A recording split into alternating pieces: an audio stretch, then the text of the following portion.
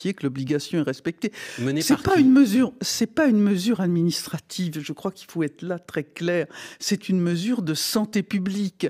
Il y a d'ailleurs, la chose a été annoncée, la procédure a été annoncée par le président de la République le 12 juillet. Il y a donc eu 7 semaines pour s'adapter, pour s'y préparer.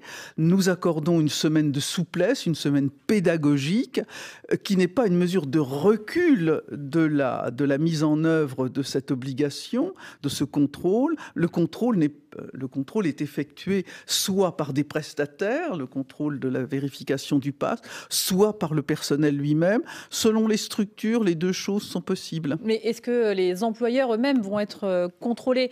Il se peut que parmi les lieux culturels, certains affichent leur volonté de ne pas, Alors à ce moment-là, utiliser le pass sanitaire. à ce moment-là, ils ne seront pas dans les clous et ils encourront les sanctions qui sont prévues. Quelles sont ces sanctions ? Ce sont à la fois des sanctions qui sont des sanctions financières et éventuellement, en cas de refus, des sanctions qui peuvent aller jusqu'à l'emprisonnement.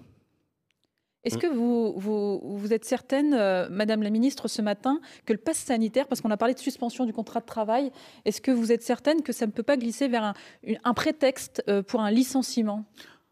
Écoutez, je ne fais absolument pas ce procès. Au contraire, je trouve des responsables de structures qui sont extrêmement mobilisés pour protéger leurs salariés. Il s'agit de protéger les salariés. C'est une mesure de santé publique, de protéger les personnes qui fréquentent ces lieux culturels. Là, je le répète, c'est pas une mesure administrative. C'est une mesure proportionnée, c'est une mesure exceptionnelle et c'est une mesure temporaire.